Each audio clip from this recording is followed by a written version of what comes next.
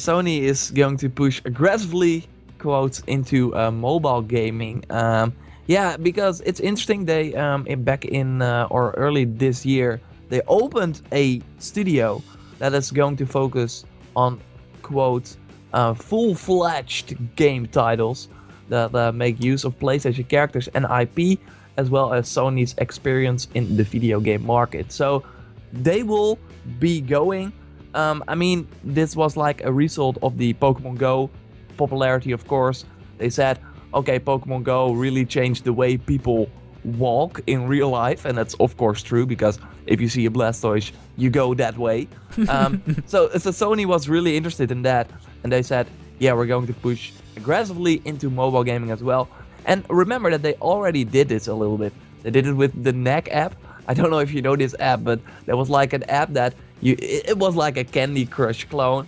But if you did that, you can then go back to the game and get some in-game currency or whatever. If you played this app, you also had, if I remember it correctly, like an endless runner with Uncharted, or no, with Ratchet and Clank. You had that for the Nexus game. So they had some tie-ins. Didn't work out because we don't see them anymore. The PlayStation Mobile brand is kind of gone.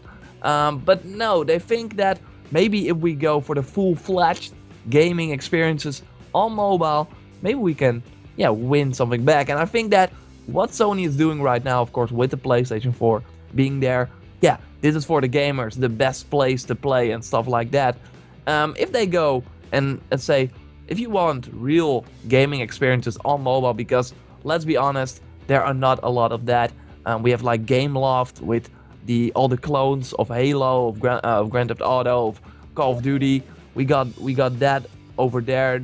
They present that a little bit as the console gaming experiences on the go. But if Sony can come out and say, hey, this like Golden Abyss Uncharted style game is on your mobile phone, might be interesting. But I'm curious, what do you think Sony needs to do, or what franchises should Sony go bring into the mix here to be successful in mobile gaming?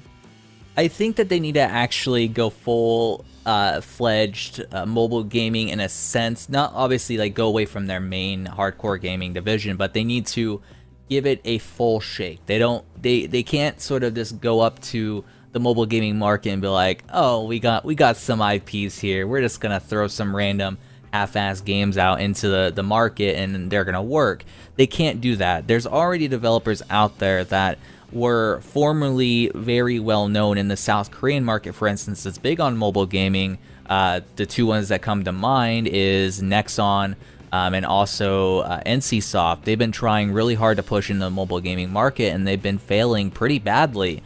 These are two companies that are very big in Korea, and so if those two big behemoths in the South Korean space cannot push into it because the Chinese have such a big dominance in the space, then Sony definitely needs to, give it a really aggressive shake and get into it with, full steam. They can't just sort of, release games that are sort of gimmicky. They got to release stuff that's original, that people want to play in mobile, that are, short but fun experiences. So that way they're very mobile friendly. And I think that with their franchises, with Uncharted, I think that they can do some interesting things with that. And also with some of their other franchises as well, like God of War, I think that mobile could play a really integral part of sort of how they move forward to push their IPs out there.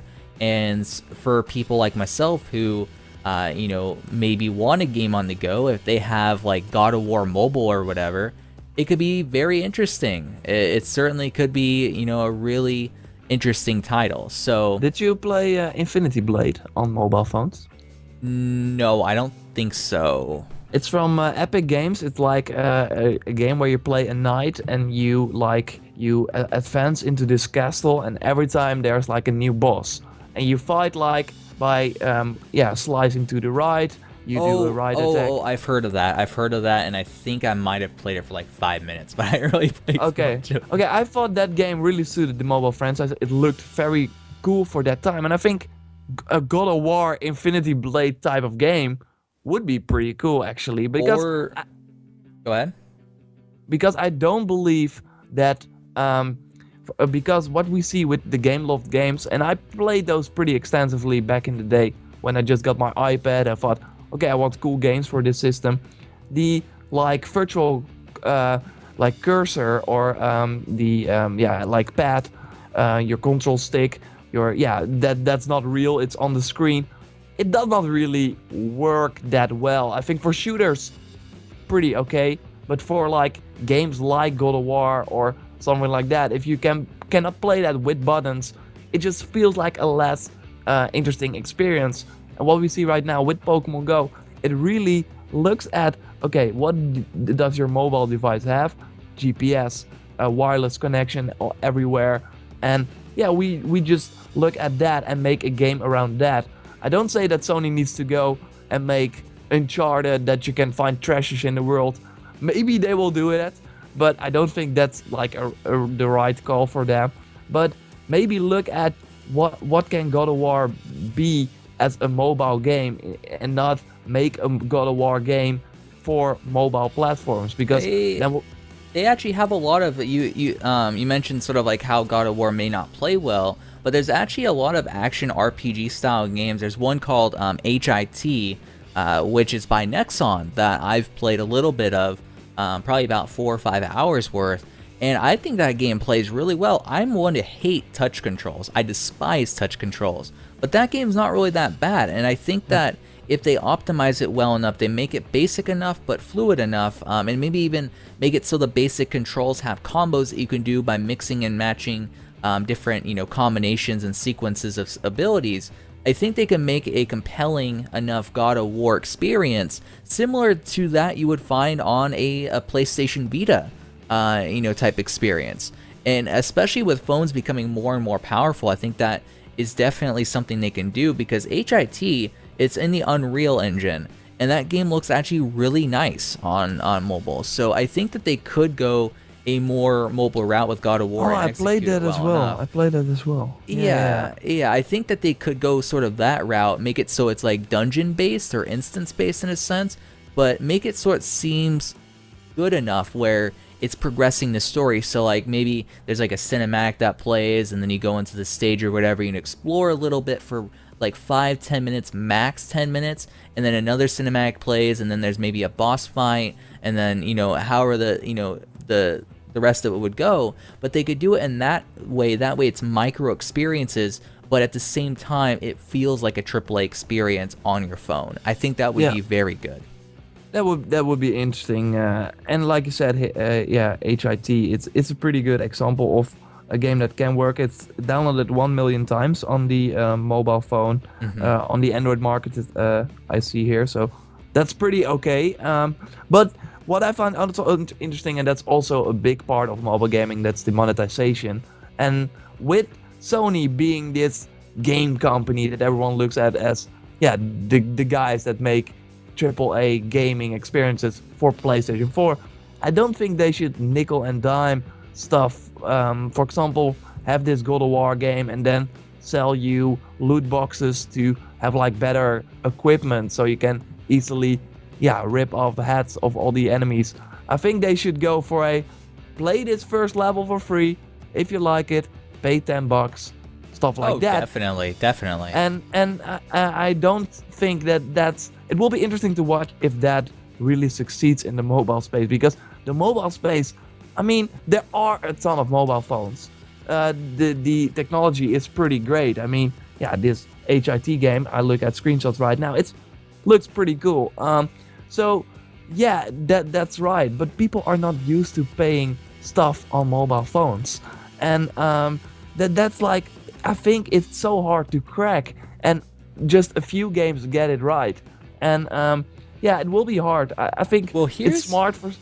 Sorry. Here's something that's interesting that they could do. Imagine if it was cross-play with the PlayStation 4, for instance. So it's like a $15 package, or $10 with a cash shop that has different cosmetic things, like make Kratos look like a golden, I guess you could say, dressed up character, big head Kratos, or big head or whatever.